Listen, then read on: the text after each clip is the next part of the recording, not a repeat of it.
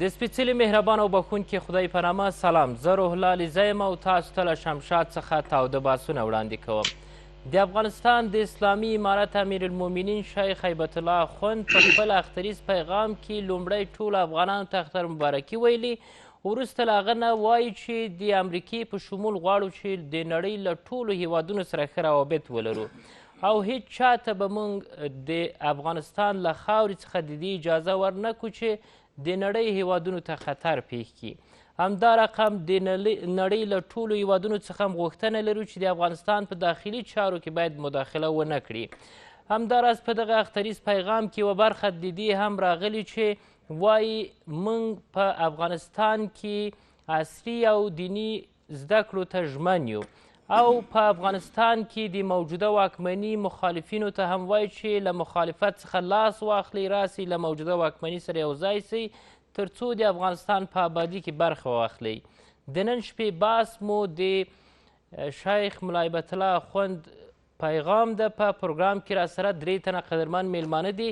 هر یو په استودیو کې د ارزګان د ولایتي شورا پخوانی رئیس ښاغلی امان الله اوتکي، سیاسي شنونکی ښاغلی توریالی همت او د پوهنتون استاد له استرالیا څخه ښاغلی احسان آذري ستانکزی. تاسو ښه راغلاست وایم، پخیر راغلاست پروګرام ته. ستانکزی صاحب، د دغه پیغام په لومړۍ برخه کې دا راغلي چې موږ د امریکې په شمول د نړۍ له هیڅ هیواد سره مخالفت نه لرو، غواړو چې له ټولو سره ښه روابط ولرو. په دې اړه څه وایاست؟ دوه پیغامونه د طالبانو د مشر د امیرالمؤمنین لخوانه وړاندې شول. یوه د تاریخي وینا وه څو ورځې مخکې او بیا د پیغام د اختریز پیغام و. که څه هم هغه مسایل چې په دې دواړو پیغامونو کې طرحه شوي دي زیات سره مشابه نه وو، یو د بل په مقابل کې وو. په هر صورت دغه نوی پیغام چې د اختریز پیغام ده دا ډېر سوله ییز او ډېر غوره او ډېر پر ځای وو، ځکه د ژبه ډېره منځلارې وه او دوی دا له ټولو نړیوالو غوښتنه وکړه چې د طالبانو حکومت په رسمیت وپېژني او همداراز افغانستان د ټولو نړۍ هیوادونو ته درناوی لري او غواړي چې په سوله کې او په امن کې له ټولو نړیوالو سره ژوند وکړي. دا پیغام ډېر غوره و او ډېر ښه و زما په اند باندې. په هغه جرګه کې هم نړیوالو ته خبرې درلودې، هغه څنګه و ستاسو په نظر؟ هلته شیخ صاحب داسې و لکه د یو انقلابي او رادیکال سیاسي ګوند په توګه چې هغه ستراتیژیک اجنډا لري او هغه داسې یو په مرام او په ایډیالوژي باندې سمبال یو سیستم ده چې د هغو هدف دایمي جنگ ده او بل دا ده چې دوی پخلاینه نه کوي. که چیرې لویدیځوال هر څه په دوی باندې فشار راوړي، حتی که اتوم بم هم استعمال کړي، دوی به له خپلې لارې ونه ګرځي. او دوی بل هم ګواښ وکړي چې طالبان به وروسته د حدود مسله هم رامنځته کړي. د حدود په مسله کې خو ډېر مسایل دي، ځکه فعلا خو څوک چې ډېر د اسلامي ارشاداتو باندې ډېر کم پوهېږي، اوس د حدودو وخت نه ده، ځکه هغه چې مخکې له دې نه چې اسلامي ټولنه جوړه شوې نه وي او ته حدود وضع کوې، دا خو یو له بل سره تضاد لري او حتی زما په اند باندې اسلامي هم نه ده. اما ستانکزی صاحب، اشاره دې ته وه چې یعنې تر اوسه پورې چې دغومره فشارونه دي که زه حدود جاري کړم هغه هم د اسلامي سوچه نظام په اساس، بیا به ډېر دغسې مسایل یا فشارونه راپورته سي. او دوه خبرې تقریبا یو و په هغه وخت اوس کې چې هغه د افغانستان په چارو کې د مداخلې موضوع ده. د مداخلې موضوع خو درسته ده چې باید نه سیمه ییز هیوادونه نه ګاونډیان او نه بهرني هیوادونه په افغانستان کې مداخله وکړي. دا خو ډېر د ټول ولس غوښتنه هم دا ده، ولیکن له بده مرغه په دې وینا کې داسې مشخص نه سو، ځکه موږ پوهېږو چې په افغانستان ته له کوم هیواد نه د افغانستان ملي امنیت ته لومړنی مرګانی ګواښ موجود ده. دغه موضوع تاسو مشخص کړئ چې په افغانستان کې څوک مداخله لري او د چا مخه باید ونیول سي. لومړنۍ مداخله چې ده، زه که داسې یو مثال ورکړم، داسې د طالبانو قدرت ونیو او راغله ډېر په سوله ایز ډول سره دوی ښه وځلېدل 2 کاله دوی مذاکرې وکړل امریکایانو سره په دوحه کې هلته ډېر ښه وځلېدل دوی ټول نړیوال خپل تاثیر لاندې راوستل چې دوی د کلي ملایان نه د کلي ملایان هم دي ولیکن په نړیوال سیاست په ټولو مسایلو باندې دوی پوهیږي دوی ښه وځلېدل او دغه یې راورساوه تر کامیابي پورې ولیکن له بده مرغه وروسته له کامیابي نه موږ داسې یوه قبګرد یعنې یو شاته تګ ګورو لکه چې څوک ګاډۍ د اس مخې ته ودرېږي چې هغه حرکت نشي کولی نو داسې یو حالت راغی د مثال په ډول اوس دوی کولی شوی چې له دغې لویې غونډې نه ډېر ښه استفاده وکړي د خپل شهرت او هویت لپاره چې نړیوال پرې پوه شي څوک باید په افغانستان کې مداخله ونه لري او د مداخلې مخه یې ونیول سي زما په اند باندې لومړنۍ مداخله چې هغه د طالبانو پر تاوان ده د افغانستان د ولس په تاوان ده د افغانستان په تاریخ په تاوان ده هغه له بده مرغه زه باید واضح په خپل هغه اکادمیک وجدان سره ووایم چې موږ ته لومړنی ګواښ د افغانستان د امنیت لپاره د پاکستان لخوا ده پاکستان غواړي چې افغانستان په خپله صحبت تبدیل کړي او افغانستان یو متمم د خپل خارجي پالیسي وګڼي دوی ګوري دلته خپله وایي پاکستان چې موږ استخباراتي حضور لرو او حتی څه موده مخکې یو لوړپوړي سیاستمدار یې وویلې چې عربو ته خدای تیل ورکړه موږ ته خدای په افغانستان راکړه یعنې افغانستان موږ ته خدای راکړه هغه د هر څه پرې کوو د دوی معدنونه هم په مفت په وړیا تېروړو په دوی باندې بمبارۍ هم کوو دوی څه نشي ویلی د دوی په خط نه مخکې راځو د دوی نیم هېواد هم نیولی ده هر څه چې کوو دوی څه نشي ویلی څه موده مخکې دغه د پاکستان د امنیت مشاور محیط چې نومېده محیط یوسف یو پښتانه ژورنالیست سره چې د سره غږېده په اسلام آباد کې هغه ته صافي نومېږي هغه ته یې وویلې چې د طالبانو په منځ کې موږ داسې مشران شته چې موږ ته راځي موږ ته وایي چې موږ به د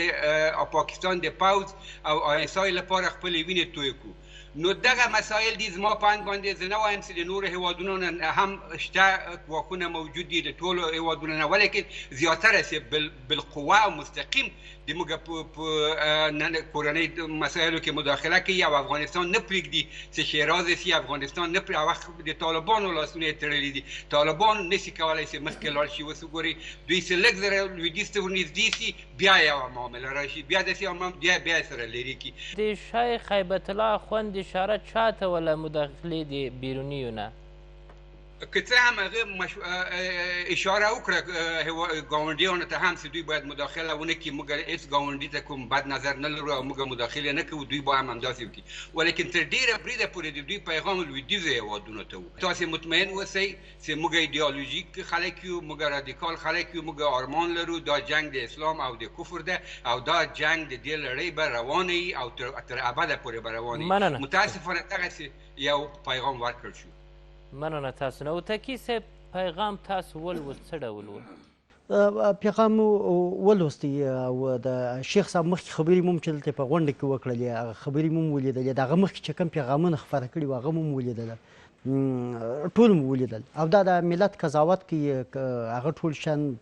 ملت په دې باندې خبر سو او ملت آګاه سو ښه سوه مې د ده په غږ کې واورېدی مې د ده پیغام واورېدی د وروستنی پیغام په حقیقت کې هغه پیغام زه دا فکر کوم چې شاید بعضې دوستانو بعضې مشاورینو بعضې چې د شیخ صاحب سره کښېني هغو ته ویلي چې دا بعضې خبرې داسې خبرې وې چې شاید نړیوالو د هغه په مقابل کې عکس العمل وښوي او هغو ته خوند نه وي ورکړی نو شاید شیخ صاحب دغه فرمان چې دا اوس کړی دی چې موږ د امریکې سره یا د نورو نړیوالو سره یا د همسایګانو سره په کل کې د ټولې دنیا سره موږ غواړو چې ښه روابط ولرو متقابل احترام ولرو او زه فکر کوم چې دا دغه یو مشوره وه چې شیخ صاحب یې دغه ته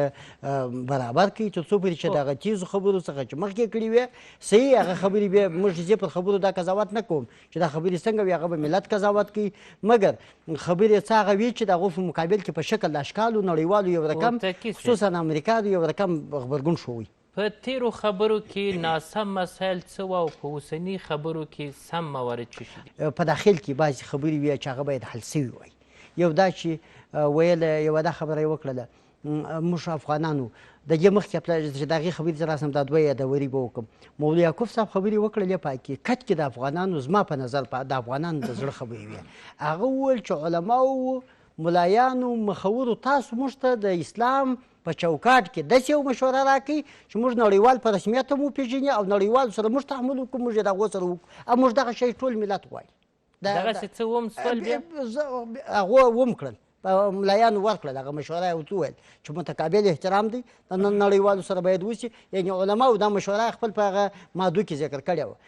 او بله خبره چې حقاني صاحب وکړله وزیر د داخلیه، زه ستایم مننه ځین کوم، هغه وویل چې په زړو زخمو باید نور ملم واچوو، نور زړې خبرې سره تازه نه کړو، پیغور ونه کړو، بل څه ونه کړو. د شیخ صاحب خبرې کې یوه دا خبره وویله چې د پرون خلک چې دي دا تجربه سوي خلک دي، د دیو سره مه مشوره کوئ، مه د دیو سره کښېنئ، مه د دیو سره چش کوئ. یعنې په شکل د اشکالو دلته داسې شوله چې دغه بعضې خلکو ته چې زه څوک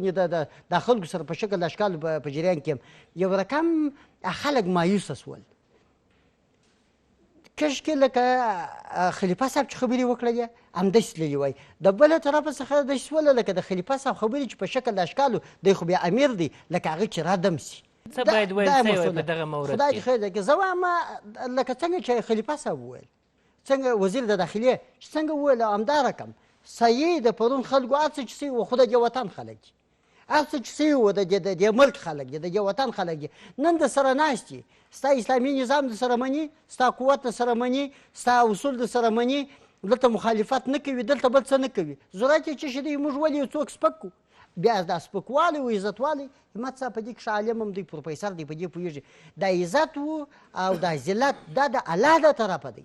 موږ ولې یو څوک داسې استعمال کړو؟ ولې یو چاته دغسې یو خبره وکړو چې هغه په خوښ کړو؟ که ویره دا وي چې بیا موږ له هغه برخلیک سره مخامخ نه کړي لکه تېر. په چا نه دي ویلي چې تېر راوله په حکومت کې د پرون فسادګر شامل که، د پرون غل د سره شامل که. دا نه زه منم، نه ته منې، نه دا منې. ما لس واره ویلي دي، بیا څه د دې میزه وایم چې دا استخبارات دا امارت مې په پښه زړوي چې هغه څوک د پرون خیانتګر راولي چې خیانت یې کړی، فساد یې کړی، ظلم یې کړی، ناروا یې کړی، هغه د ځان سره مقرروي ستا د دغه میزه د مختلفو میزو به نارې وخو چې امارته دا ظلم دی چې کوې. د پرون غل مه راوله، د پرون قرآنخوره مه راوله. امارته که ستا په انډیوالانو کې موجود دی هم ایسته که، ایسته که توکل پر هغه الله وکړه، پر هغه الله وکړه چې زه ورته ګرده پیدا کړي. توکل پر دغه سړي مه کوه. قرباني به ورکړي، جهاد به کړي، زحمت به کړلی، ستړیاوې به کړلې، مګر نن چې د دغه موقع څخه ناوړه استفاده کوي، بده استفاده کوي، امارت پر لیاز د خدای درته وایي مې کوه. که ستا انډیوال دی، که زموږ انډیوال دی، که احمد دی، که محمود دی، که د پرون سړی دی، که د نن سړی دی، بد دی چې په هر چا کې وي، بد باید ګرد په ګرد ورته وایي چې بد. یعنې دغسې یعنې تمه د دوی څخه کېږي. ولې دا تمه کېږي؟ تمه په دې کېږي ځینې چې دا خلک هم واکمن دي هم ملایان دي، ښه علما دي، ښه پوه خلک دي، دانشمند خلک دي، هوښیاران خلک دي. ستا څخه پر دوه برابره ګیله کېږي، د یو افغان په صفت باندې، د یو ملکي په صفت باندې. زه دوې ګیلې احساسه کوم. یو عامي سړی دی هلته پر وظیفه دی، هغه خو عامي دی، په هغه دیني مسایلو کې خو ولد نه دی دغونې چې حکم وکړي. ته خو هم عالم یې هم واکدار یې، ته خو نو باید هغه لاره راپورته کړې. ته هغه لاره راپورته کړې چې هم زما د خوشحالۍ سبب وګرځېږي، هم د ټوله ملت د خوشحالۍ سبب وګرځېږي، هم د نجونو د خوشحالۍ سبب ګرځي، هم د ښځو د خوشحالۍ سبب ګرځي، ټوله ملک لپاره ګرځي. دا دین کې خورا ښه خبرې شته. یو دوه درې مثاله وایم. دا دی د عالم ناست دی، دغه د دوی علماو د خولې مې اورېدلي دي، وایي الله تعالی 80 واره تر مور پلار مهربانه دی. چې 80 واره تر مور پلار مهربانه خو تر دې غټه خوشحالي نشته. پر دې خو موږ عقیده لرو، پر دې زموږ ایمان دی. ملا صاحب تا راته ویلي چې زه قرآن پراخم چې دغسې ده، دا زه درسره منم. ملایانو صاحبانو تاسې ویلي دي که واکدار یاست که بې واکه یاست. دغه زموږ دیني علماو ټولو دا ویلي چې د الله تعالی 100 نومان دي، نه نوي نومه یې د رحمت دي. نو خو دا نه نوي نومان چې د رحمت دي دا خو غټه خبره ده، دا خو بیخي لویه خبره ده. په دې موږ عقیدت ده، په دې زموږ ایمان دی. ای سړی موږ ته د خوشحالۍ خبرې راایسته که، موږ ته د خوند خبرې راایسته کړي، موږ ته هغه شی راایسته کړي. نجونو ته د اسلام په چوکاټ کې عالمان یې لاره ورته پیدا کړي. دا دغه علماو شورا ته دغه درکړل، څه نومېږي، مشوره یې درکړل، قطعنامه یې درته ولوستل، ویې ویل چې د اسلام په چوکاټ کې ورکړئ اجازه. د اسلام په چوکاټ زه کافیت څه کوم، زه دنیا څه کوم، د ښځو د کار لپاره ورکړئ اجازه، ورکړه ښځو ته، لاره ورته پیدا کړه. ته عالم یې ورته پیدا کړه. ته زما څه ولې پوښتنه کوې؟ زه خو عامي سړی یم. نو د شیخ صاحب څخه ډېرې تمې کېږي. شیخ صاحب د دې ملک کې اوس خو حکومت دی د یو مور پلار حیثیت حکومت لري دی یې په راز کې دی دی د یو بابا حیثیت لري دی باید نرمه لهجه وکاروي دی باید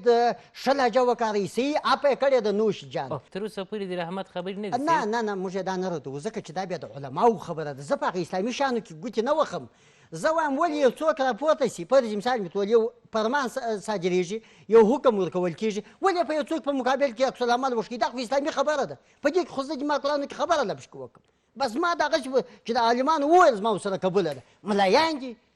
علما دي لیدلي دي ویلي دي مطلق یې زه ورسره منم هېڅ خبره نه شک پشکې لرم نه پک پشکې لرم په دې کې مرګن زه وایم ولې شک و پک څوک پشکې ولري دا خو د اسلام خوارج به هم نه دي دا خلک افغانان دي خو نو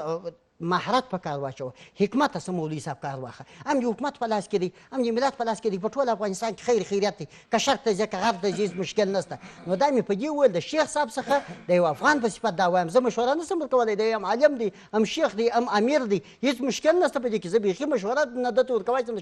زموږ پیشنهاد افغان په صفت باندې چې دی لکه څنګه چې فرمان صادر کړي رحم شفقت یې وکړي نور هم همدغسې ورسره وکړي دغه اوسنی پیغام چې ولوستی دا د اختریز پیغام چې وسو دا بهترین هغه څه چې افغانان غوښتي او دا د افغانانو دپاره و درنو لیدونکو دمه لرو بیرته راګرځو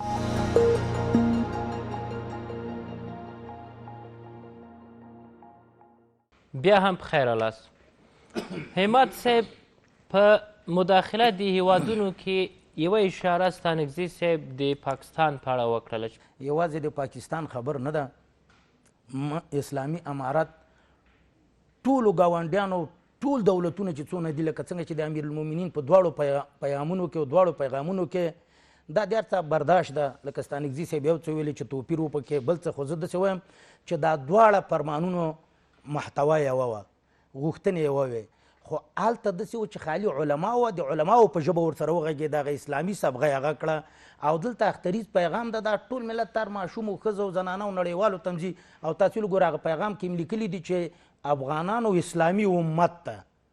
دلته هلته صرف د افغانستان مسله وه په جرګه کې دا پیغام چې افغانستان افغانانو او اسلامي امت ته یعنی دا 50 ملکونو حتی ټول انسانیت ته اما وایي هغه خبر انقلابي وي ستانکزي ته انقلاب څه ته وایي انقلاب بدلون ته وایي اړولو ته وایي سل په سل اړول لکه دا موبایل د زه داسې چپه کوم دا انقلاب شو دا اوبه مې دته انقلاب دلته به وسلوال ګرځېدل تېره لویه جرګه چې ول دغه جانب د شروع ټول خارجان به ولاړل پیرداریو کې تلاشګانې به یې کولې یو موټر به چې مخکې سو د خارجانو سل به ورپسې روانو نه سو تللی نو دا انقلاب د اوس نسته اوس نه خارجی وسلوال وینو د موږ معین به چې وزارت ته تلاشي کېده به خو هر وزارت ته چې وادي خارجی به ته د وسلې سره حتی وزارت مالیې ته د چا پلار هم نه سو تلاشي کولی نو دا انقلاب نه ده نو دا انقلابي امیر المؤمنین ده د موږ رسول الله انقلابي و چې خلکو لورګانې خپلې ښخولې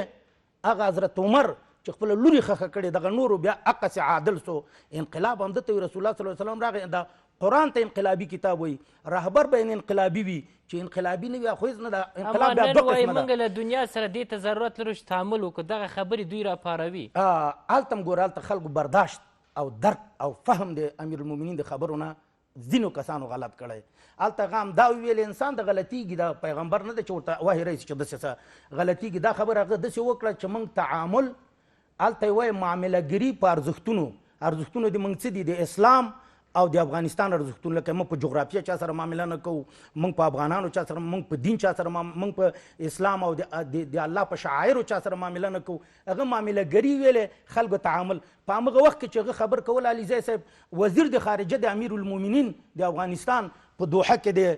د امریکې خاص استازي سره تعامل ته ناست و تعامل دته وایي څه راکړه څه واخله واوره وایه تعامل کې ناست و هغه داسې خبر کوله خو دا انسان د خولې نه داسې وته چې تعامل موږ دنیا سره نه کوو خو مطلب دا ده دویم دا ده د کې فرق دا تنه د امیر المؤمنین نننی پیغام خبر نه ده چې 15 د اګست کې افغانستان آزاد سو په میدان هوایي کې هغه ویل ذبیح الله مجاهد وایي اوس د حدودو وخت نه ده چې باید جاري هغه درې زه دا وایم همدغه خبر اول د دا وکړه ستانکزي صاحب نه مې ډېر احترام ورته لرم ده ویلې چې یو اسلامي ټولنه افغانستان اسلامي ټولنه د 1400 کاله پکې اسلام راغلی خو اسلامي نظام پکې حاکم شوی نه ده موږ د اسلامي نظام به حاکم کوو اسلامي نظام په همدې حدود او قصاص په همدې کېږي هو یوه خبره ده چې یو ځای کې اما جمهوري اسلامي افغانستان و پخوا جمهوریت اسلامي هلته به د زیاته کسانو که فیصله وکړه چې مونځ 15 وخته د راځي 3 وخته یې کوو د چاپلار بیا نسو ویلی وایي اکثریت ته د جمهور په عربي کې اکثر ته وایي ځکه زه اما الحمدلله اسلامي ورسره و اسلامي خو هلته خلکو شفاخانې هم جوړې کړي اسلامي شفاخانه نو هغه اسلامي دا خلک اسلام نه دغسې ګټې اخلي دی یو سپر جوړ کړی او دی چې بادرنګ د موږ په خېټه به یې راچخو چاړه ده تېدا جوړ کړی او ځان ته پې بادرنګ سپینول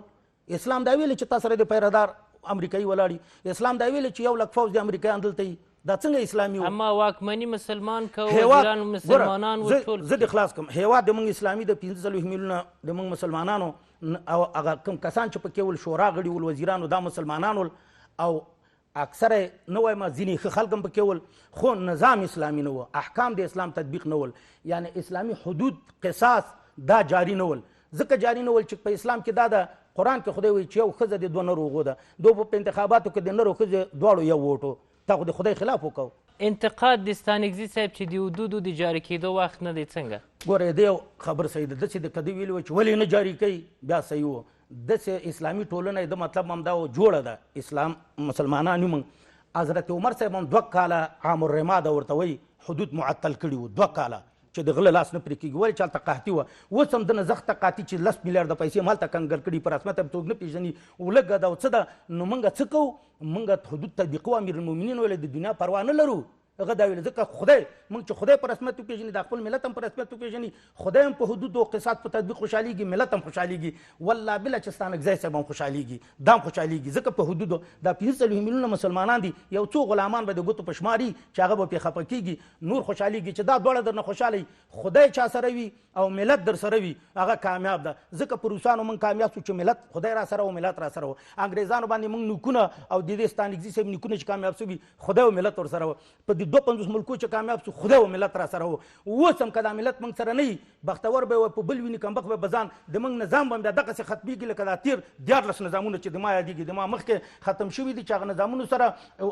د ملت ته د خیرک عادي غوندې هم نه کتلې او خپلو بادارانو ته د بابا خطاب کوه باداران باباګانو د کمونستانو روسان او د جمهوریتانو امریکایان او د نور د موږ بادار الله ده او دا ملت موږ د ملت خادمان یو موږ د ملت رسمیت پېژندل او د خدای رسمیت پېژندلو ته ډېره ترجیح ورکوو دنیا سره هم تعامل کوو ذبیح الله مجاهد ویلې رسمیت پېژندنې ته ضرورت نه لرو ولې نه لرو لرو یو ته هم ضرورت لرو موږ خو اوله ورځ نه چې دنیا ده چې موږ شرایط هم برابر کړي موږ هر څه مخدره مواد هم بند کړي د ښځو میراث کې ورته برخه ورکړې ښځه چې وړه جلۍ په هغه نسي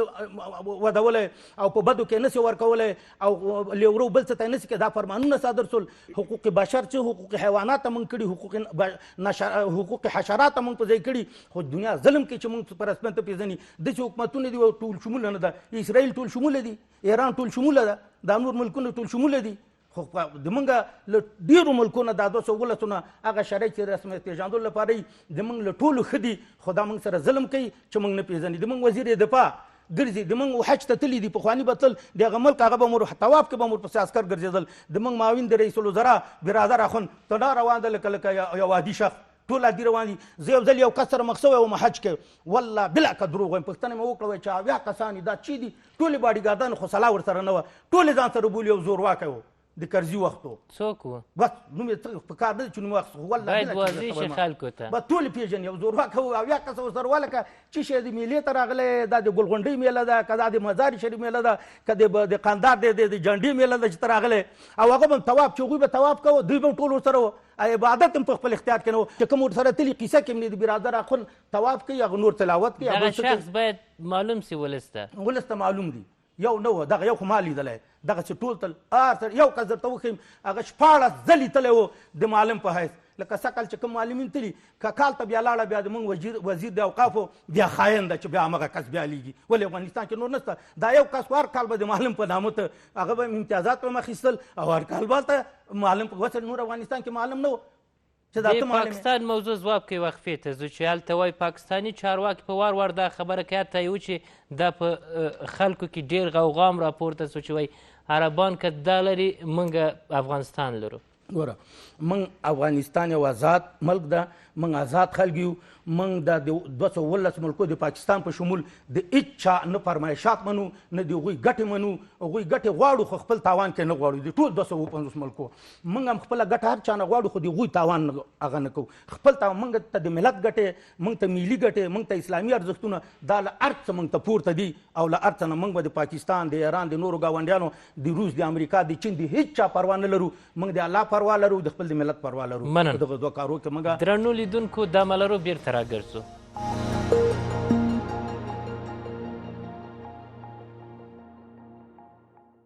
بیا هم په خیره لاس. ستانکزی صاحب، موږ باید له نړۍ سره په کوم ډول روابط ولرو؟ دلته یو څو مسایل زه غواړم روښانه کړم. د حدودو مسله په داسې یو هېواد کې چې هلته اسلامي عدالت نه وي، اسلامي ټولنه زما منظور نه و چې دلته اسلام نشته. زما منظور دا و په هغه ټولنه کې چې خلک خپل نسونه څیرې کوي او ګډوډي خپل خرڅوي چې ژوندی پاتې شي یا خپل اولاد خرڅوي، په هغه جامعه کې چې هغه اسلامي جامعه جوړول هغه دي چې په هغه کې هیڅ لامل، هیڅ عامل دې موجود نه وي چې یو سړی غلا وکړي یا یو سړی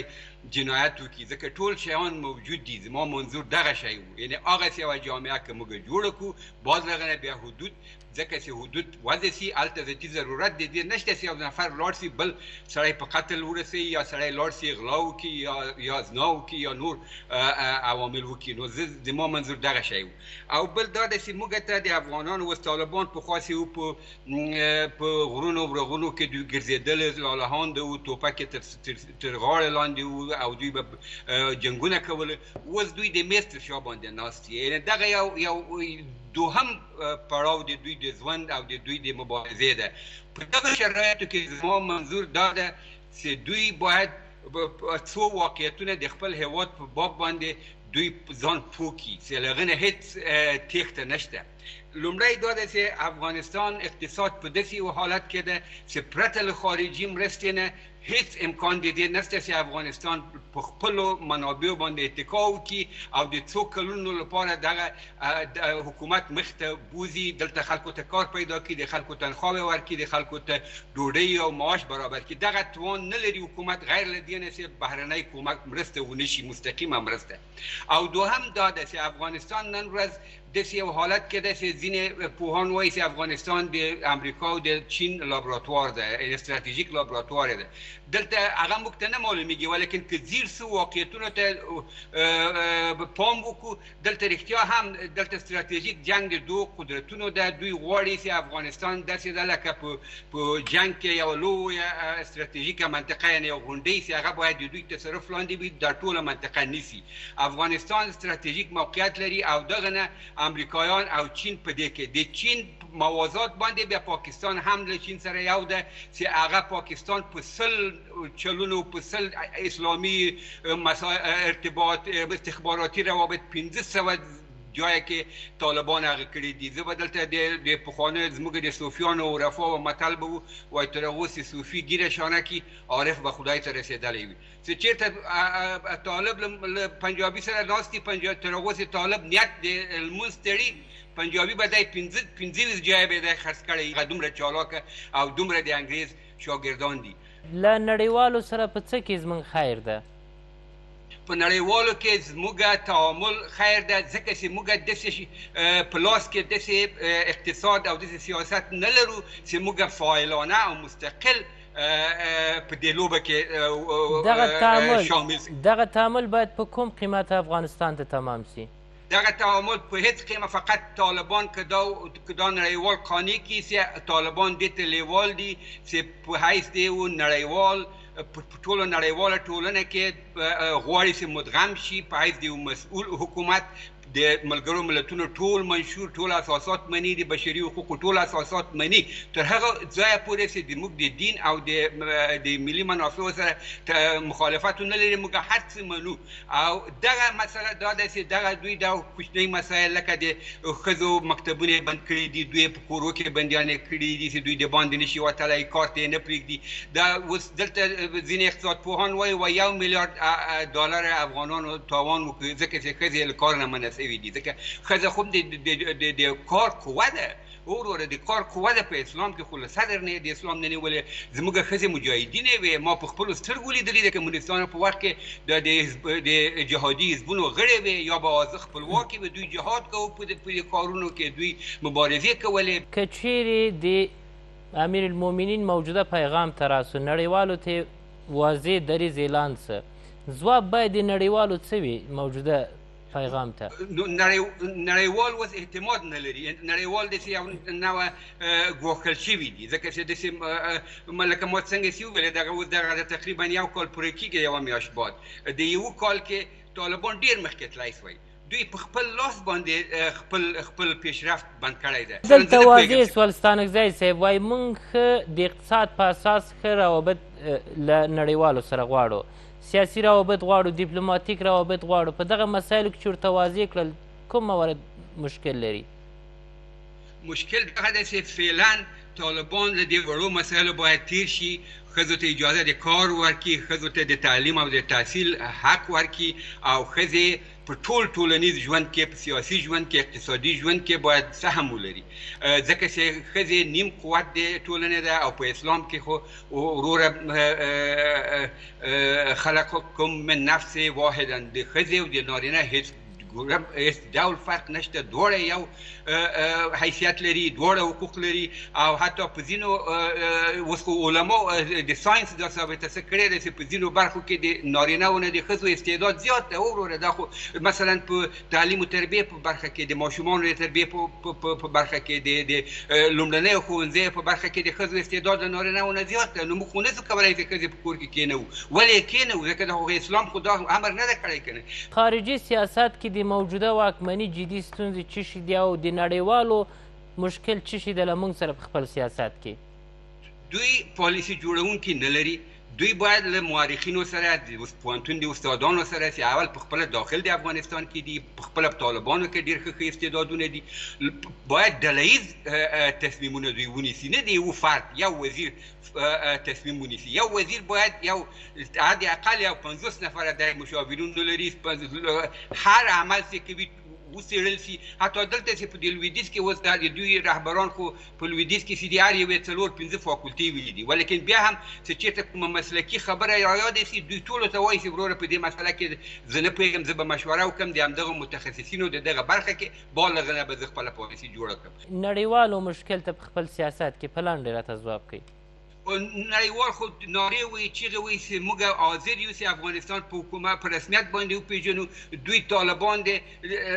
مخکې لاړ شي، دوی د ځینې اقدامات وکړي. دا اقدامات خو مداخله نه ده وروره، دا مکاتب مثلا خوشي شي په دې کې د امریکا څه ګټه ده، د اروپا څه ګټه ده. که دلته د ښځې کار ته لاړې شي، دلته خو حجاب افغانستان ښځې خو ټولې محجوبې وې له اوله تر اخره. یو د پخواني رژیم دا 20 کاله کې امریکایانو فساد دلته خپراوه، یا حکومت هم فساد خپرو، هغه یو په سلو کې 1% ښځې به زموږ فاسده شوي، ولیکن 99% ښځې زموږ ټولې پاکدامنه ټولې محجوبې ښځې دي. نو دوی سره باید طالبان اجازه ورکړي چې دوی د خلکو خولې ولې په خپل ځان باندې کړي. د دوی دښمنان ولې ما دا نه لورېږي چې هغه ظالم، هغه خدا ناترسه ګلمجن چې تر پرونه پورې خلک وژل، هغه اوس راځي امریکایانو ته وایي وروره طالبان نه جوړېږي، دغه د موږ خو تیار یو چې هر وخت وایي چې طالبان موږ ته له منځه یوسئ، دغه د موږ حاضر یو چې تاسو ته بیا راسي. نو زه دغه د ما نه لورېږي په طالبانو، دغه د طالبانو برای حاصل کړی د ټول شیان حاصل شوي دي. لکه چې زه یو مثال ورکړم، وبښئ وخت هم نیسم، لکه یو موټر چې ډېر قیمتي موټر وي او هر شی جوړ وي، تیار وي، تیل هم پکې وي، مګر حرکت نه کوي، ځکه یو فیوز چې 5 روپۍ قیمت لري هغه یې ترې ویستلی ده. د طالبانو حکومت دغسې یو حالت ده. درنو لیدونکو دمه لرو، بیرته راګرځو.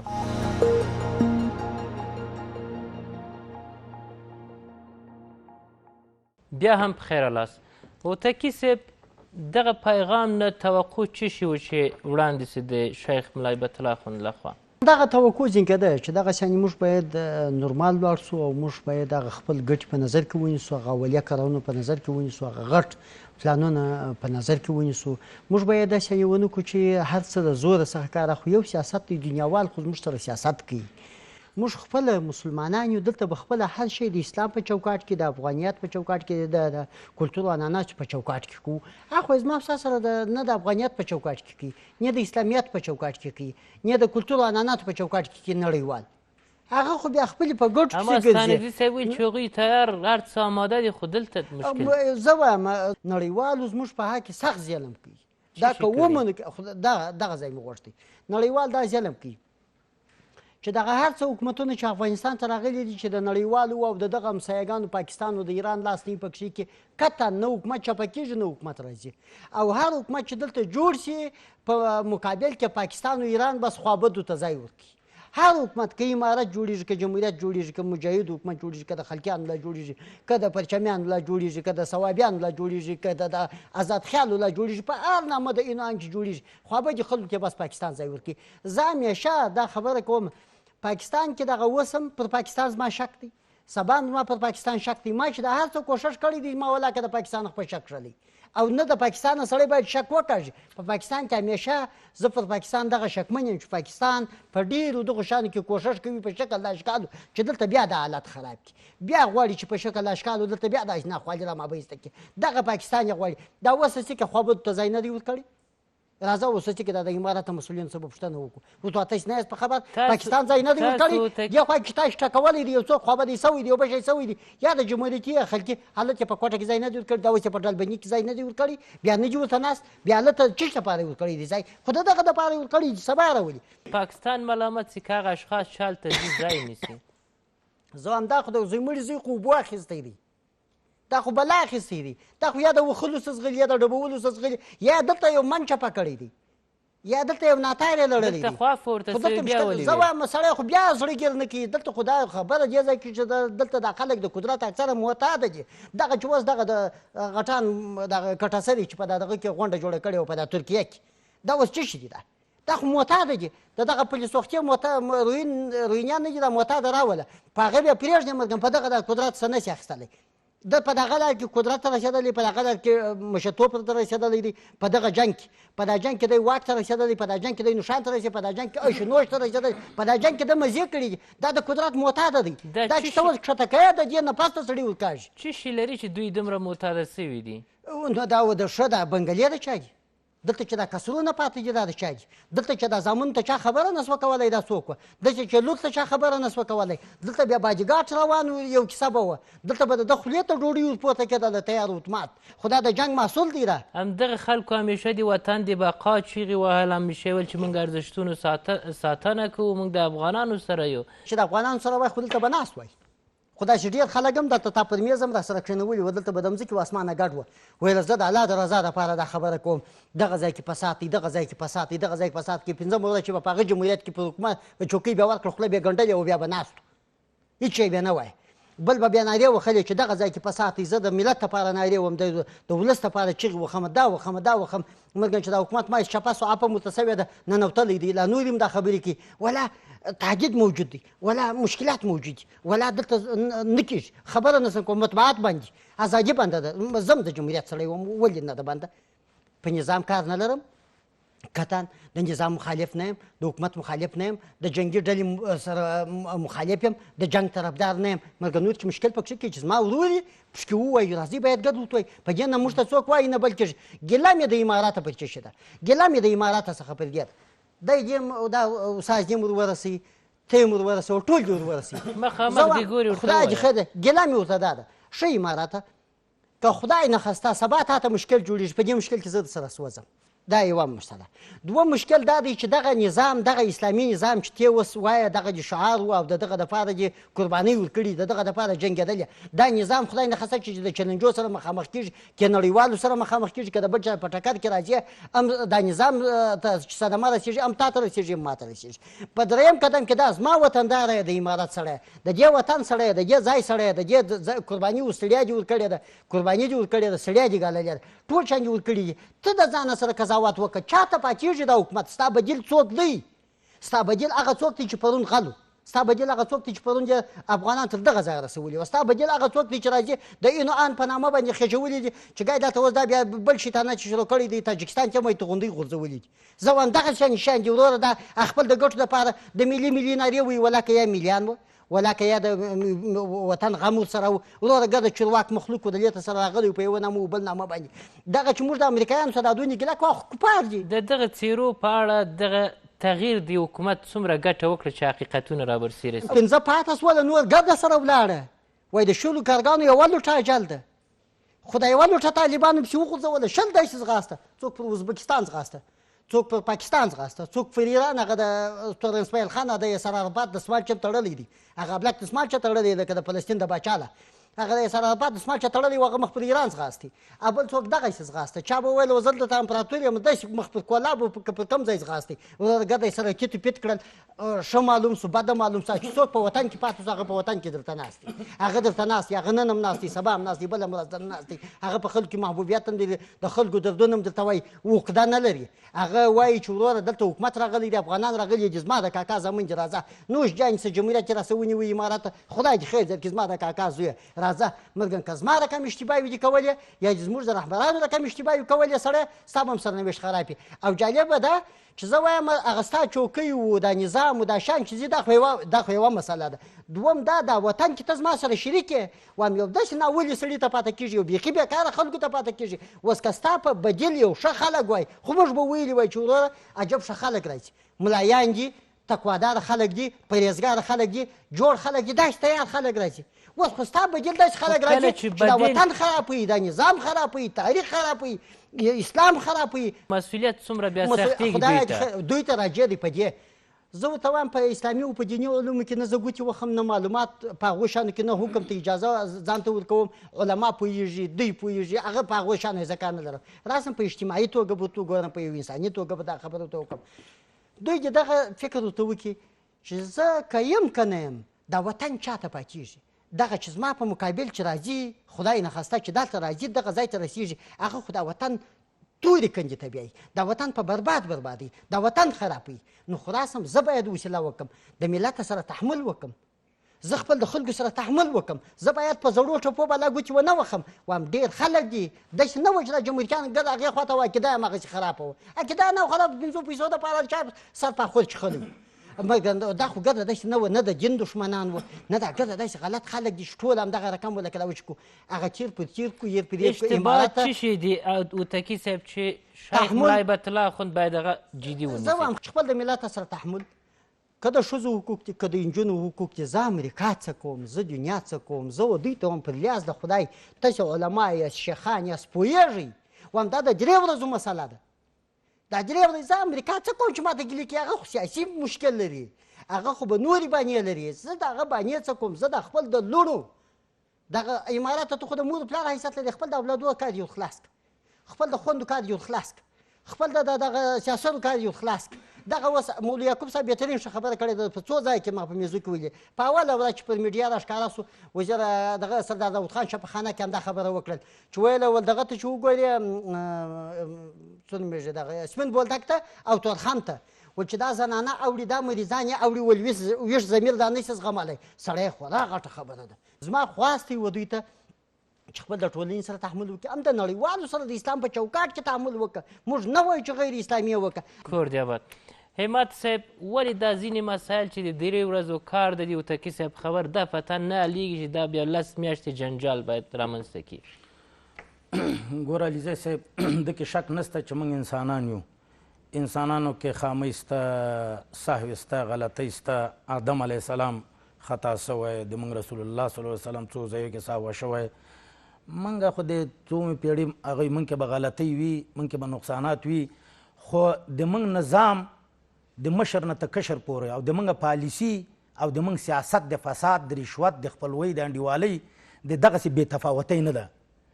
دا به شخصي انداز کې خلک کارونه وکوي دا نن چې زه راتلم دا نن مثال درته وایم دا نن راتلم هلته یو باسکل والا یو ګاډي ووهه وړکی ماشوم هم ورسره و دا الوخیلو کې او زه خو ورخطا وم دلته راتلم چې راغلم هغه هم زخمي وابلم بس یو کس راغی اما موټر والا راکوس ول او ګیرې فرانسوي سې جوړې کړې وې څپېړې واړولې هغه غټ ته وغه ته نور یې ووهه زه کوس ما سره کسان نه وه تنها توپک را سره کوس توپک سره نو ما را کېنول مې یو بل کس راغی وزه د استخباراتو سړی ابن نهمې حوزې نوم یې منصور ده هغوی د ما توپک یې ونیو ما ته غوسه راغلم خو کسان را سره نه وه څه وایي ته کار ته راوښوده کتل مې دا پسمرګي و دا اوس هغه خو زه د حوزې امر یم که معاون یم موټرسکل باندې و بیا مې لمبر په یو سختي موبایل کې هغه که لمبر مې واخیسته لمبر یم داسې خبر ده اوس که زه دغه وړاندې نه بیایم زه خاین یم دغسې دا ملت باندې زه غږ کوم چې یو ځای کې دا اوس انفرادي کار ده چې دغسې ظلم کوي هغه یې ملګري ول هغه لوپران او دا کار یې وکړ نو دغه انفرادي غلطي شته په تیر نظامو کې چې و سیاست پالیسی دی هغوی او نظام د فساد رشوت من کې به رشوت وي من کې به انډیوالیزم وي من کې به خپلوان به مقرر کړي نه اهل کسان به مقرر کړي من کې به ډېرې خامۍ وي لکه همدغه د مکتب دی هغه خو دا به د من قصدي نه وي دا د من اجتهادي دي او دا به دا غلطۍ چې دي دا انفرادي دي علیزی ده باندې د ولس واوري دا خبره چې کوم ځای کې لکه نن چې ما دا شی ولیده انشاءالله دا منصور به نه وي دا به تاسې ګوري چې زندان ته به ولیږي ځکه زه ورپسې دغسې ټول وکړي هر ځای کې چې کېږي دا انفرادي دي په ټیټه کچه دي که په لویه دا په ټیټم دي ځینې لویو کې به هم ځینې ټول نه وایم یعنې یو څه شته چې امیر المؤمنین وایي چې دغه موضوع شته چې نه وایي ګوره اول نه ویلي موږ لس میاشتې مخکې ما دا ویلي دا ملت ته هم اسلامي امارت ته هم چې چېرته چې شی ویني ساکت عن الحق شیطان اخرس څوک چې یو شی ویني چې دغه حق ده هغه نه بیانوي هغه ګونګ شیطان ده او څوک چې یو ځای کې حق خبر پوهېږي ظالم ته یې نه کوي چې ما چوکۍ خطر ده پیسې خطر ده لکه دا جرګه څه کې او د ما به عزت ته خطر وي ده ته پیغمبر علیه السلام الله دغه سړی چې ده دا افضل الجهاد عند سلطان الجائر چې بهترین جهاد لکه هوتکي صاحب چې کومه خبر کوي د ما مقابل کوي بل کوي خو بیا کله دې ډاره کوي بیا خدای ناخسته دا بیا منافق یو بله موضوع انتقاد دا اوس چې نړیوالو سره باید موږ تعامل وکړو ځکه چې دلته د موږ خیر په همدې کې چې باید تعامل وکړو خو مشکل په موږ کې دی ستانکزي صاحب ویل ګوره ستانکزي صاحب خبر وکړه صحیح ده موږ کې مشکل چې ده چې دا وایي کوم مشکل موږ کې ده مخدره مواد هم بند کړه د ښځو حقوق هم هغه د یو دغه د شپږم نه 12مه ده که نه زه ستانکزي صاحب ته وایم په مزار کې په تخار کې په هرات کې په د یو مکتب هم چې بند موږ ته خفه یو داسې نه وایي چې اوس دا دلیل د دې نه نیسو یو ورځ هم چې بند وي خو دومره هم نه ده چې دا خلک 11 میاشتې دا د حمل د اول نه تر اوسه پورې 115 ورځې کېږي چې بند شوی مخکې خو خلاص و هغه 8 میاشتې ولې دغه نړیوالو موږ په رسمیت نه پېژندلو د نړیوالو سره لوی مشکل ستانکزي صاحب دغه موضوع بولي چې د نجونو مکتب دی د ښځو حقوق ګوره دنیا موږ ته ضرورت لري موږ دنیا ته موږ ته خدای ښه لمر راکړی ښه خدای هوا راکړې ده موږ ژرندې به پخوا په هغه موږ ته خدای ښه لمر راکړی ده سولر هغه موږ ته خدای ښه ځمکه راکړې د 1.5 میلیونو انسانانو لپاره د افغانستان ځکه چې وکرل سي کافي ده 1.5 میلیونه او موږ ټول 15 میلیونه 300 کاله نور هم د ځمکه موږ استفاده نه کوو څه په درد خوري دغه موږ اوس کار ورته شروع کړی ده موږ دا وایو چې که موږ یې نه کوو موږ خدای ته مسؤل یو تاریخ ته مسؤل یو ملت ته مسؤل یو دا 2.5 میلیونه شهیدان مخکې 1 میلیون دا و ته مغوي ځکه موږ ویلې چې موږ به اسلام راولو وطن به آبادو دا وطن چې نه وي را سره آبادي چې نه وي نو بیا اسلام هم نه کېږي ځکه چې ډوډۍ زه ونه خورم مونږ نسم کوی روژه نسم نیوی بل څه نو باید مځکه آباده کړم د آبادي په موږ فرض ده که موږ یې نه کوو موږ وګوره هغه چې په سروبي کې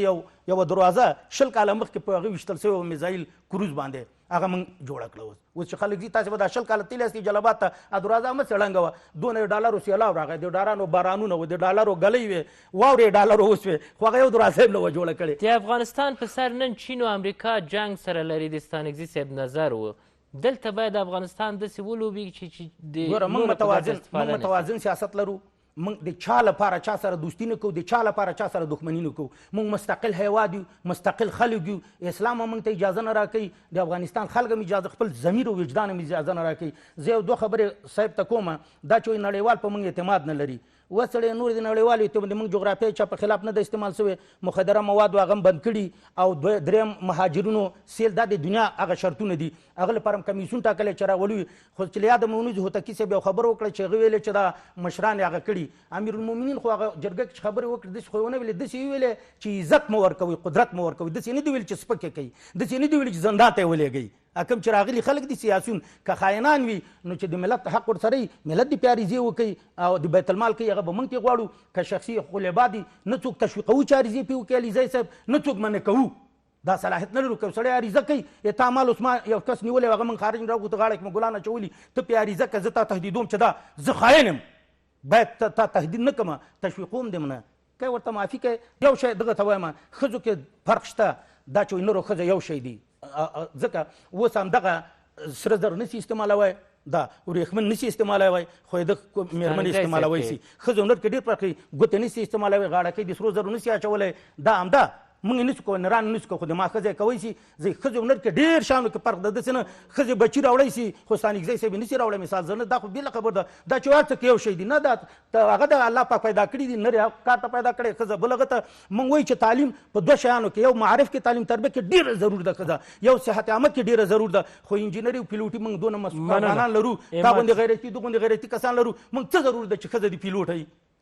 دا نور ضرورت ځای کې د ښځې ضرور ده او تعلیم موږ اړین ګڼو د سړیو هم د ښځو تعلیم مننه اماد صاحب وترکي صاحب او ستانکزی صاحب له تاسو ټولو نه درنو لیدونکو تاوده بحثونه پر همدې ځای پای ته رسیږي څه چې مو واورېدل د میلمنو نظر و د خدای په امان له لیدلو مو مننه